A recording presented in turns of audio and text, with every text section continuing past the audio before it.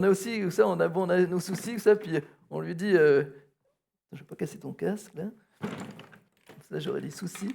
Voilà. Mais des fois, on veut lui donner comme ça, on dit ah Seigneur, tu vois, je te donne mes soucis.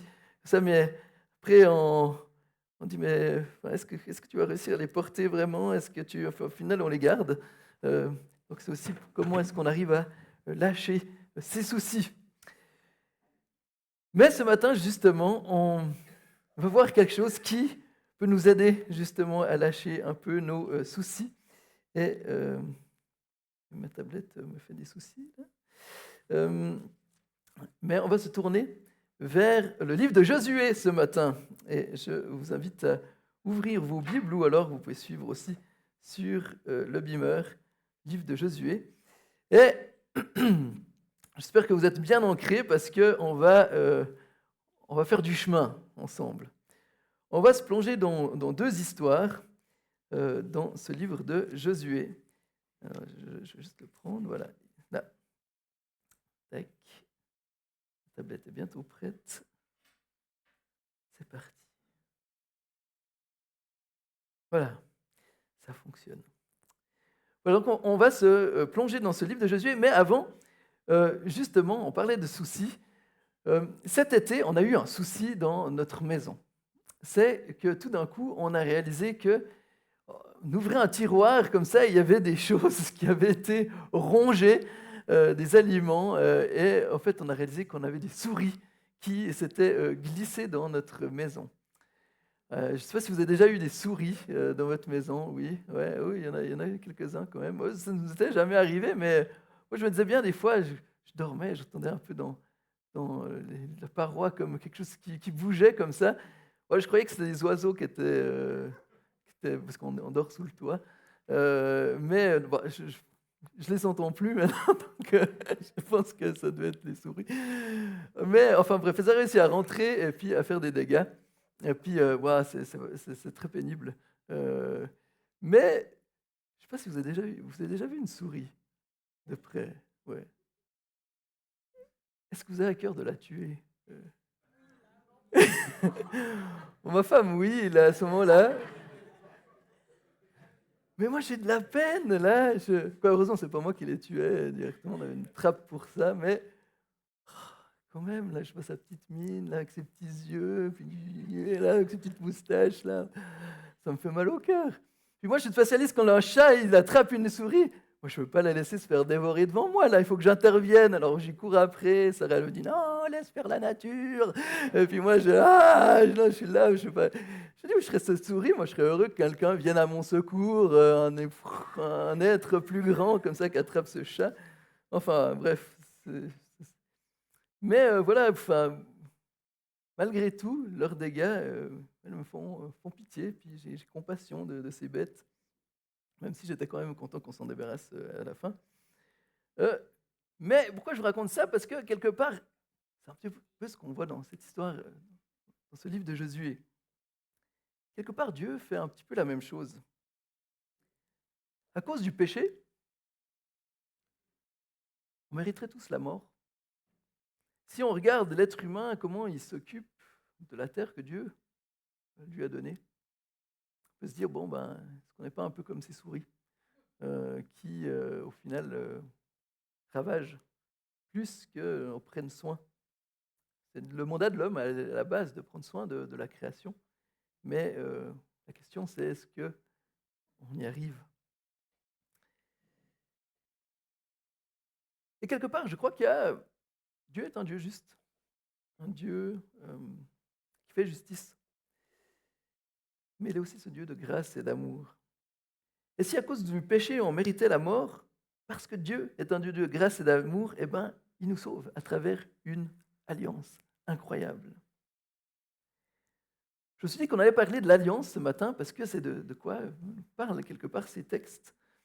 Et je me suis dit, on est bientôt à la Saint-Valentin aussi, donc ça va bien, on parle d'alliance. Comme ça, ce sera l'occasion un peu de rappeler certains liens avec les couples. Je ne vais pas parler que des couples, ce sera pour tout le monde, mais je ferai peut-être un, deux liens pour encourager aussi les couples au milieu de nous. Donc on va prendre deux histoires dans ce livre de Josué. Et ces deux histoires que j'apprécie et qui me fascinent. Et je vous invite à les découvrir, on va les prendre. Donc juste pour rappel, pour remettre un petit peu le contexte,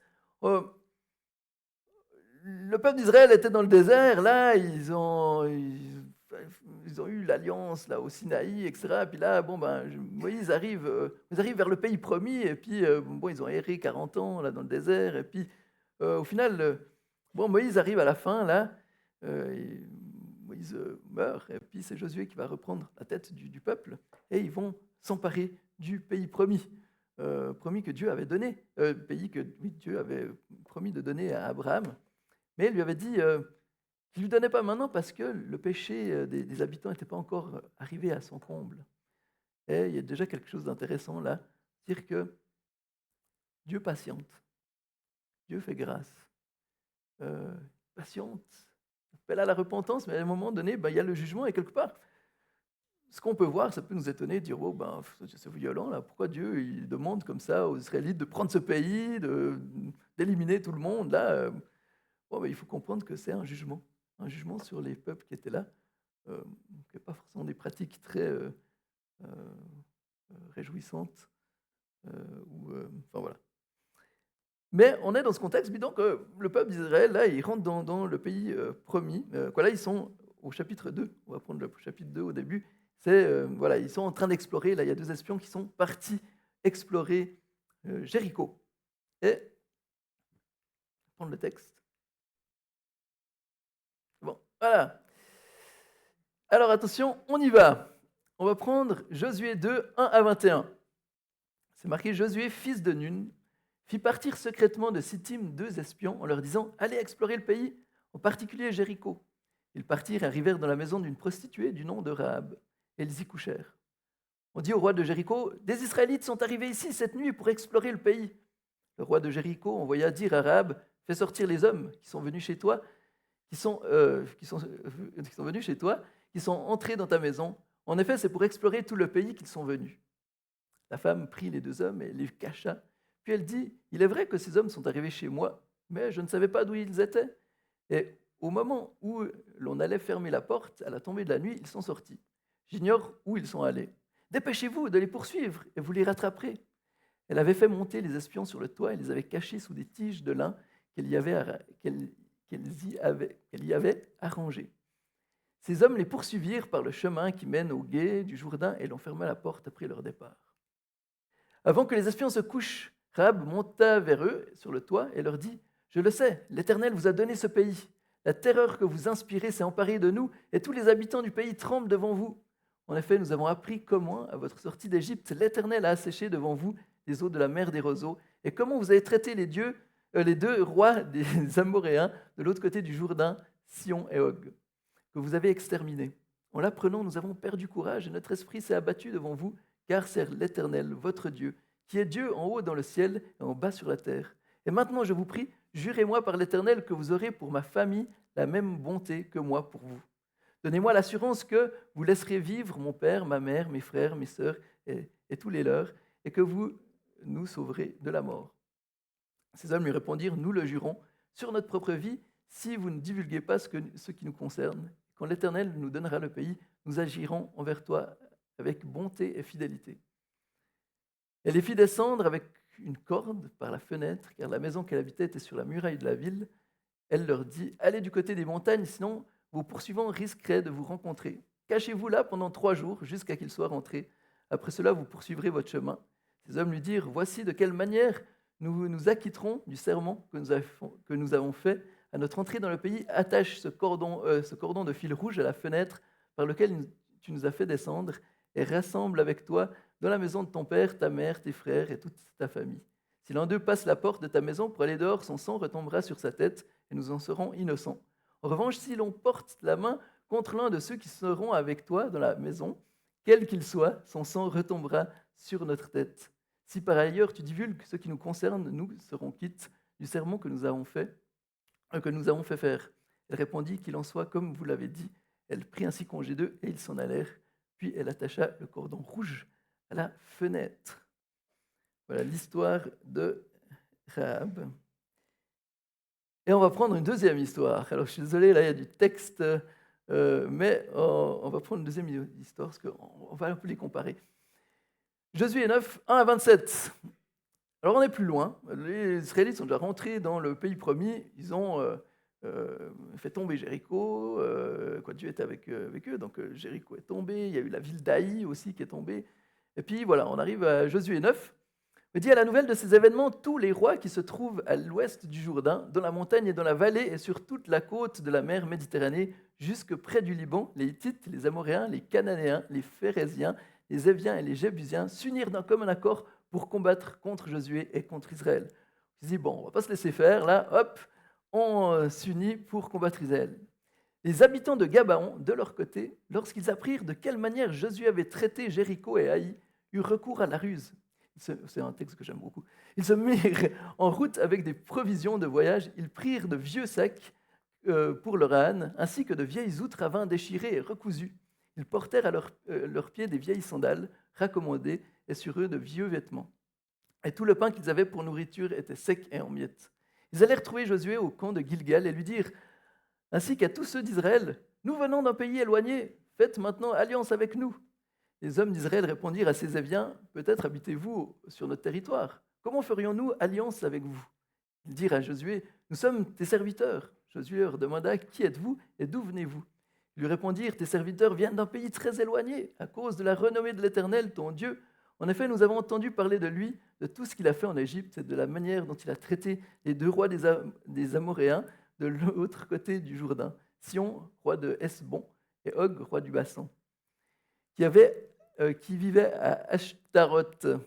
Nos anciens et tous les habitants de notre pays nous ont dit, prenez avec vous des provisions pour le voyage, allez à leur rencontre et dites, nous sommes vos serviteurs, faites maintenant alliance avec nous. Voici notre pain, il était encore chaud quand nous avons fait provision dans nos maisons, le jour où nous sommes partis pour venir vers vous, et maintenant il est tout sec et en miettes. Ces outres de vin que nous avons remplies toutes neuves, les voilà déchirées. Nos vêtements et nos sandales se sont usés à cause de la très grande longueur du trajet. Les hommes d'Israël acceptèrent les provisions des Gabaonites et ne consultèrent pas l'Éternel. Josué fit la paix avec eux et conclut une alliance par laquelle il devait leur laisser la vie. Les chefs de l'assemblée leur en firent le serment. 3 jours après la conclusion de cette alliance, ils apprirent que ces hommes étaient leurs voisins et habitaient sur leur territoire. En effet, les Israélites partirent de leur camp et parvinrent vers leur ville le 3e jour.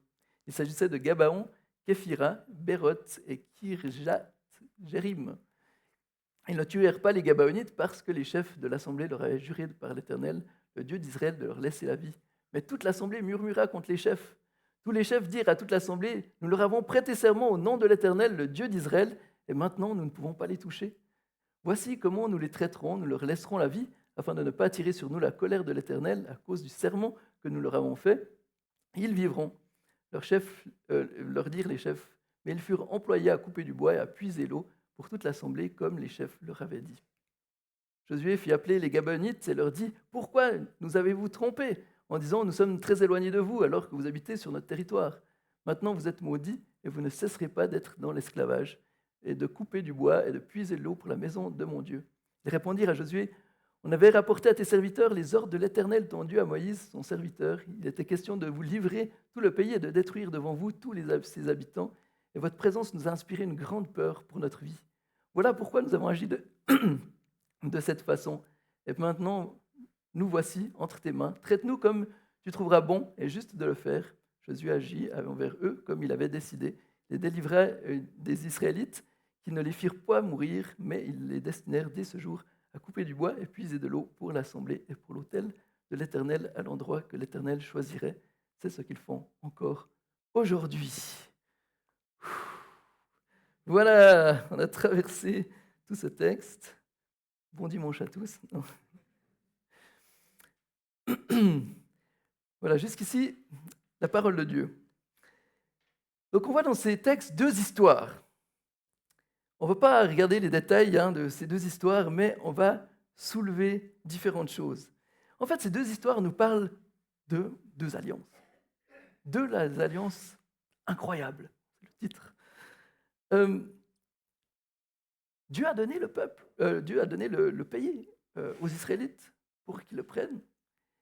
Et alors qu'Israël doit accomplir le jugement, la condamnation des Cananéens, Le livre de Josué nous rapporte 2 histoires où les Cananéens sont sauvés. Euh, une femme, Rahab, prostituée, et des Gabaonites, des menteurs, des filous. Euh, et je crois qu'on peut retirer une première chose de ces 2 histoires, c'est que Dieu conclut une alliance pour les indignes. Comme j'ai dit, 2 histoires. D'un côté, une prostituée, Rahab, et de l'autre, des gens fourbes et menteurs, les Gabaonites. Je ne sais pas si vous voyez le tableau. Le peuple d'Israël, qui, eux, devaient être saints pour accomplir le jugement de Dieu, se trouve à sauver. Qui est-ce qui sauve? Non pas des rois, pas des nobles, pas des valeureux guerriers. Il sauve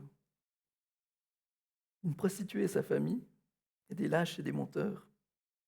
On voit que les autres rois, ils avaient choisi, ils s'étaient dit, bon, nous, on va se défendre, là, on va faire alliance pour combattre Israël. Oh, les Gabaonites, ils ont dit non, nous, c'est un peu lâche, hein, comme ça, et on va trouver une stratégie, là. Euh, mais je crois que ça souligne une réalité importante. C'est que, justement, Dieu est un Dieu de grâce. Et dans le jugement, il y a une place pour le salut. Dieu sauve des pécheurs de son jugement. Quelque part, c'est ce que nous montrent ces 2 histoires. Et je ne sais pas si ça vous rappelle quelque chose que Jésus a dit, Matthieu 9, 13. « Allez apprendre ce que signifie « Je désire la bonté et non les sacrifices. En effet, je ne suis pas venu appeler des justes, mais des pécheurs à changer d'attitude. » Dieu se plaît à manifester sa grâce et son amour envers ceux sur qui personne n'aurait misé. Il appelle des pécheurs à changer d'attitude. Il fait grâce à ceux qui se tournent vers lui. On n'a pas besoin d'avoir une lettre de mérite pour recevoir la grâce de Dieu. Dieu n'est pas impressionné par notre CV. Et c'est incroyable de voir comment Dieu, dans ce qui devrait être son jugement, laisse la place pour le salut. Et il y a aussi quelque chose à souligner de ce texte-là, en particulier avec les Gabaonites, c'est que Dieu ne juge pas caduque l'alliance qui a été faite malgré la tromperie. Je ne sais pas si vous vous réalisez, mais moi, à la place, je vois, bon, alors, les Gabaonites, là, vous nous avez raconté des histoires, vous êtes là, vous croyez franchement que l'alliance qu'on a fait ensemble, ça vaut quelque chose? Je dis, bah, allez, hop, on les égouille tous, là. Euh, heureusement que je n'étais pas Josué, hein. Mais non, Dieu, il considère comme juste. Qu'est-ce que tu racontes? Ouais, bon, c'est vrai. Bon, c'est vrai, t'as pas tort. Mais j'aurais eu du mal, en effet. Euh, Mais bon, quand je lis l'histoire, je me dis, ah, je dis quand même. Euh, Mais Dieu considère cette alliance comme valable. Et des centaines d'années plus tard, quand Saül va vouloir détruire les Gabaonites, Dieu va punir Israël à cause de ça. Pour Dieu, cette alliance, elle compte. Et d'ailleurs, on voit que les Israélites l'ont bien compris, parce qu'ils ont dit, on ne va pas les tuer, sinon on va... la colère de Dieu contre nous. Et là, ça nous dit quelque chose de l'alliance. L'alliance, c'est quelque chose d'important. L'alliance, c'est quelque chose d'important pour Dieu. Parce que c'est comme ça que Dieu rentre en relation avec nous, dans une relation d'alliance. Et cette alliance, elle est incroyable parce qu'elle est dirigée vers des gens qui n'en sont pas dignes, des gens qui ne le méritent pas, comme les Gabaonites. Est-ce qu'on n'est pas un petit peu la même chose? Au final, on voit Dieu, on entend qu'un jour Dieu viendra juger le monde. On se dit, bon, bah, il faut peut-être choisir le bon camp. Euh, et puis, c'est ce qu'ont fait les Gabaonites. Et j'aimerais vous parler de ça parce que j'aimerais vous encourager ce matin. Peut-être que certains, justement, se sentent des fois indignes. Justement, on porte, tire là nos soucis, et puis on se dit, Seigneur, avec ça, est-ce que je suis vraiment digne de cette relation avec toi? Des fois, on se sent trop sale, trop mauvais. eh ben, quelque part comme Rahab, comme les Gabonites, on peut se souvenir que Dieu fait alliance avec nous, pas parce qu'on le mérite, pas parce qu'on en est digne, mais parce qu'il est ce Dieu de grâce. Si tu crois en Jésus et que tu as mis ta confiance en Christ, tu rentres dans cette alliance de vie, l'alliance que Dieu, euh, sur laquelle Dieu veille. Peut-être que des fois, certains vous dites, bon, bah, peut-être j'ai accepté Christ pour des mauvaises raisons. Ou alors, on se dit, bon, je ne suis peut-être pas pris de la bonne manière, mais bon, quelque part, c'est pas grave. Hein. Euh, pour Christ, une alliance, c'est quelque chose de solide. Il y a ce texte toujours que moi qui m'encourage dans 2 Timothée 2, verset 13, où il dit, si nous sommes infidèles, lui reste fidèle, car il ne peut se renier lui-même. Voilà l'alliance que Dieu fait avec nous. L'alliance pour les gens qui ne le méritent pas. Une alliance où lui reste fidèle. Et j'aimerais ce matin vous inviter à contempler cette alliance. Cette alliance non pas méritée, mais cette alliance de grâce.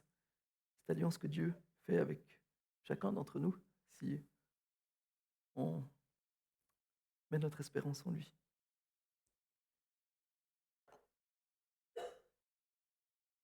Et je fais un petit lien pour les couples aussi.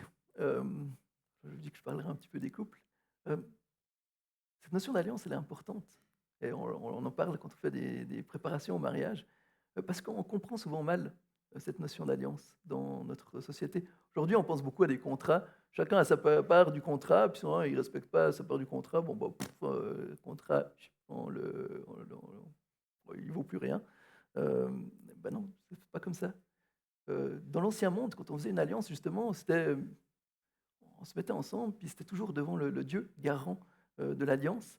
Et voilà, on faisait des imprécations, justement, il y avait des jugements, des conséquences si on ne respectait pas l'alliance. Euh, mais on se faisait devant, justement, par la divinité, dans le cas là, c'est Dieu, qui était le garant de l'alliance. C'est pas parce que l'autre respectait pas sa part qu'on était libéré, on était toujours redevable devant Dieu de la garantie de cette alliance-là. Et une chose intéressante, c'est que quand Dieu fait alliance avec Abraham, des fois il coupait des animaux comme ça en deux, parce que ça voulait dire, si je ne respecte pas l'alliance, qu'il m'en soit fait comme à ces animaux. Et en fait, dans l'histoire avec Abraham, c'est Dieu qui passe simplement entre les animaux. Ça veut dire que c'est lui qui prend sur lui les conséquences du non-respect de l'alliance. Et c'est intéressant pour nous, parce que, waouh, Dieu est ce Dieu de grâce qui fait alliance avec nous, alors qu'on ne le mérite pas, et qui a même pris sur lui le châtiment qu'on aurait mérité. Donc dans nos couples, on est aussi appelé à refléter ça avec notre conjoint. Réfléchir comment est-ce que, au final, je peux refléter cette alliance. Pas une alliance qui, dès qu'il y a un problème, bon ben, chacun de son côté, mais dire non, c'est quelque chose d'important. Je suis engagé devant Dieu, même si l'autre ne le mérite pas. Et souvent, on ne mérite pas l'amour de notre conjoint. On fait plein de choses qui, souvent, fait qu'on a de quoi se fâcher les uns les autres. Mais quand on comprend l'alliance de Dieu, eh ben, si on veut le refléter, eh ben, même si notre conjoint ne le mérite pas, rester dans cette alliance. Voilà. Après, il y a des circonstances où il faut partir parce que si notre vie est mis en danger, etc. Mais enfin, voilà, je ne vais pas rentrer là-dedans. Mais dans nos couples aussi, on peut refléter cette alliance que Dieu fait avec nous. Deuxième chose qu'on voit dans ces histoires, c'est que c'est une alliance pour ceux qui croient. Je ne sais pas si vous avez vu dans le texte, j'ai souligné des passages là. C'est fascinant. Parce que, je pense que Rahab, là, elle dit, Rahab, prostituée, dit, je le sais, l'Éternel vous a donné ce pays. Et un petit peu plus bas, elle dit, car c'est l'Éternel, votre Dieu, qui est Dieu, en haut dans le ciel et en bas sur la terre. Waouh, profession de foi. Rahab. Puis bon, les Gabonites aussi, ils avaient assez bien compris, ils ont dit, à cause de la renommée de l'Éternel, ton Dieu, en effet, nous avons entendu parler de lui, tout ce qu'il a fait en Égypte. Et on voit qu'il cite les mêmes choses que Rahab aussi a cité la cité avant. Quelque part, il y a ce qui démarque ces personnes-là, euh, ces gens-là, des autres Cananéens, c'est que tout d'un coup, ils réalisent, ils disent, ben, ouf, ce Dieu-là, vaut mieux être de son côté, justement. C'est la foi.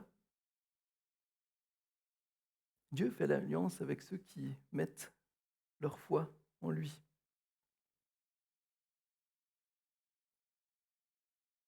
Et d'ailleurs, c'est ce que l'Épître aux Hébreux nous souligne aussi par rapport à ces histoires. Attendez, je vais repartir en avant là. Pouf, pouf. Tac. Non, j'étais trop loin. Ah, voilà. C'est marqué en Hébreux 11, 31, donc c'est dans le Nouveau Testament, et il parle justement de Rahab, où il dit c'est par la foi que Rahab, la prostituée, n'est pas morte avec les non-croyants, parce qu'elle avait accueilli les espions avec bienveillance. L'auteur de l'Épître aux Hébreux lit cette histoire et dit bon, voilà, une histoire de foi. C'est la foi. Et là, il y a quelque chose d'important qui reflète aussi l'un des grands slogans de la Réforme. Dans la Réforme, il y avait ce qu'on appelle les 5 solas. C'est sola scriptura, sola fide, sola gratia, solus Christus, soli Deo gloria. C'est pour dire qu'il y a l'écriture seule, qui est la seule source d'autorité pour les croyants. On est sauvé par la foi seule, par la grâce seule, par le Christ seul, pour la seule gloire de Dieu. Et c'est ce que Martin Luther, en écrivant ces 95 thèses sur la porte de Wittenberg, affirmait justement que nous sommes sauvés par la foi seule, sans les œuvres. Et de nouveau, il y a quelque chose d'important pour nous de réaliser que l'alliance que l'on fait avec, que Dieu conclut avec nous, sur la seule base de la foi.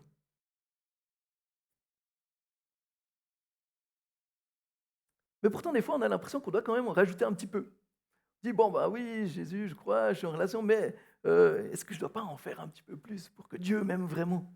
Pour que je sois sûr que Dieu m'a vraiment accepté. Il faut que je fasse... il faut, on a l'impression qu'on doit faire un certain nombre de choses pour être sûr que Dieu va se dire, oui, bon, ben, ok, tu as bien vécu ta vie chrétienne, ok, bon, ben, c'est bon, tu seras sauvé, tout ça. Souvent, on croit au salut par la foi, mais au final, on vit comme si on était sauvé par les œuvres. Et je crois que justement, c'est une erreur que l'on fait. Parce que quelque part, ça sort de nos catégories, de se dire, mais on doit quand même faire quelque chose pour être sauvé.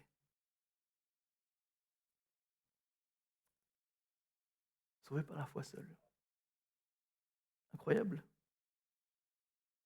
Alors il est vrai que, comme on l'a vu dimanche passé aussi, la véritable foi, elle produit forcément des œuvres. La foi a poussé les Gabonites à agir, la foi a poussé Rahab à agir, et on le voit là dans le texte, hein, c'est par la foi que Rahab, la prostituée, n'est pas morte, parce qu'elle avait accueilli les espions avec bienveillance. Donc la vraie foi, elle ne te laisse pas sans rien faire, la vraie foi, elle produit de toute manière des œuvres.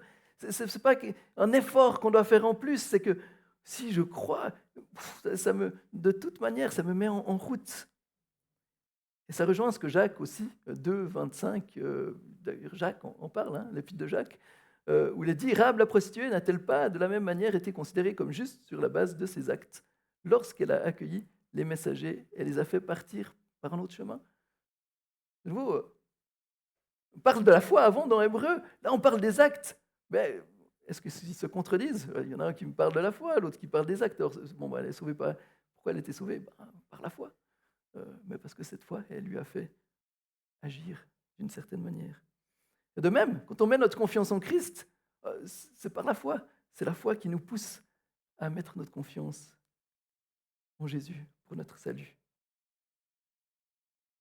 La foi qui justifie est celle qui met les personnes en action pour accomplir ensuite les actes de justice. Donc ce n'est pas nos actes qui nous sauvent, mais nous agissons parce que nous sommes sauvés.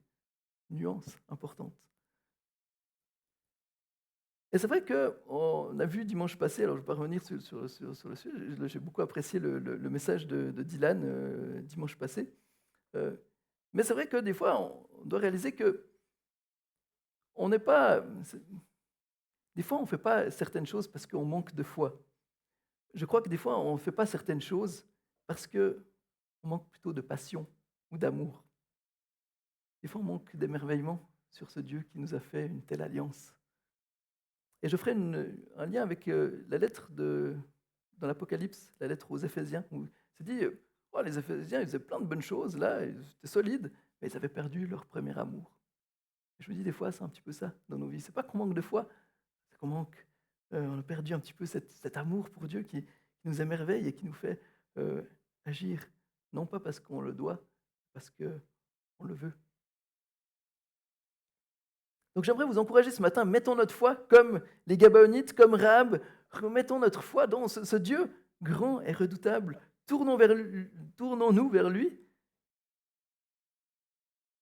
avec foi et mettons en pratique notre foi avec émerveillement et crainte.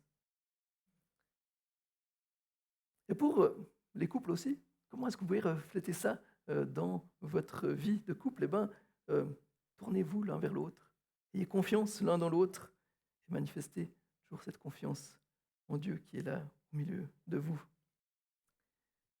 Troisièmement, on voit dans ces textes que, au final, c'est une alliance qui est riche en bénédictions. Il y a des choses intéressantes à voir avec ces deux histoires. Au final, non seulement ces personnes sont sauvées, mais ils sont sujets, au final, à de grandes bénédictions. Rahab figure dans la généalogie de Jésus. Incroyable. Waouh, Rahab, hein? Ouais, tu fais erreur, Sarah, tu fais erreur. Euh, on peut dire que c'est pas le métier forcément de rêve, mais il y a quelque chose d'important qu'on va voir. Euh, non, mais il faut dire, vous vous rendez compte, pour Rahab, c'est la prostituée. Et puis au final, elle fait partie du plan que Dieu a voulu pour la venue du Messie. Waouh! Parce que c'est pas juste on épargne ta vie, mais encore on te fait une grâce supplémentaire. Et je pense qu'il y a quelque chose d'important à comprendre aussi. Par la foi en Christ, par l'alliance qu'on a en Jésus, eh ben, on rentre dans sa famille, quelque part. Ce qu'on peut retirer de ce texte, comme Rahab, qui est devenu, du coup, qui a été intégré dans la généalogie, on pourrait dire dans la famille de Jésus, bah nous aussi, par la foi, on est dans cette alliance qui nous fait rentrer dans la famille de Dieu. C'est remarquable. Dieu fait plus que de nous faire grâce. Il nous donne un statut et un héritage auquel nous n'aurions pas dû avoir part. Et pour les Gabonites aussi, il y a des bénédictions. Bon, comme j'ai dit déjà, justement, Dieu n'estime pas caduque l'alliance qui a été faite. Et en fait, quand on voit au chapitre 10 ensuite, en fait, les autres rois, ils vont se dire, bon, bah, ces Gabaonites, là, ils se sont alliés avec Israël. On va leur casser la figure. Donc les autres rois, en fait, c'est plus, les Gabaonites sont plus menacés par Israël, mais en fait, c'est les autres rois qui étaient autour, là, qui disent, bon, on va les éliminer, les traîtres, là, hop. Et puis, bah, du coup, ils vont vouloir attaquer les Gabaonites. Et puis, là, bah, les Gabaonites vont appeler à l'aide de Josué, justement, du moment où on a fait alliance, maintenant, il faut venir nous délivrer. Bon, bah, Josué aurait pu dire peut-être, bon, va bien, hop, on leur règle leur compte. Mais non, là, Josué va intervenir. Et c'est le chapitre où Dieu va agir d'une manière les plus spectaculaires de tout le livre de Josué. C'est là où Dieu va arrêter la course du soleil dans le ciel. C'est là où Dieu va frapper avec des grêlons, là, les ennemis, où il y en a plus qui vont tomber, qui vont mourir à cause de ça que par les épées de Josué. Donc, alors que ils sont trompés, là, ils ont fait c'est des malhonnêtes, là, ben Dieu intervient avec puissance pour les délivrer de la mort. Incroyable. Est-ce que c'est pas comme ça que Jésus aussi agit envers nous? Il agit avec puissance pour nous délivrer de destruction. Et il y a encore quelque chose, justement. Alors, on voit dans le texte là qu'en fait, Josué va les maudire. Il leur dit, bon, bah, vu que vous serez comme vous avez menti, là, vous serez des esclaves. Mais des esclaves, pourquoi? Puiser l'eau et couper du bois, mais pourquoi? Hein? Pour la maison de Dieu. Incroyable. des serviteurs de la maison de Dieu. Ils deviennent serviteurs aussi de la communauté du peuple de Dieu. Euh, mais on doit faire un lien avec les Lévites. Les Lévites, il avait été dit, je ne sais pas si j'ai le slide là. Euh, non, pas ça. Je ne l'ai pas mis. Mais les Lévites, ils avaient reçu ils n'avaient pas reçu de territoire de part au milieu des. Mais en fait, Dieu va leur dire, en fait, votre part, c'est l'Éternel. Et les Lévites étaient assignés au service du temple. Quelque part, les Gabaonites, alors ils ne sont pas les Lévites, hein, mais ils sont assignés à l'endroit où était le plus proche de Dieu, le temple. Ah, c'est une malédiction. Bah, je ne sais pas, être proche de Dieu, vous trouvez que c'est une malédiction? Je ne sais pas, non.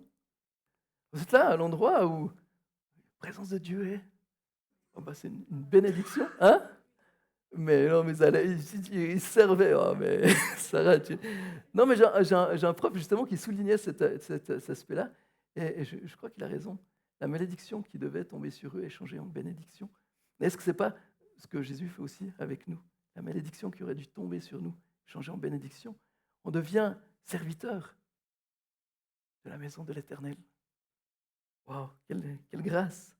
Vous n'êtes pas obligé d'être d'accord avec moi là-dessus, mais moi je trouve ça assez convaincant. Et je vois que Dieu agit. euh, Dieu agit différemment que ce que nous on entend.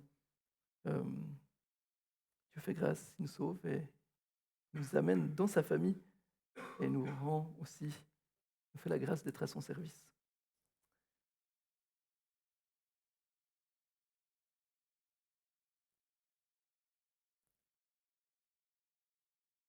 Donc, quelque part, imaginez-vous, c'est comme si vous étiez dans une entreprise, là.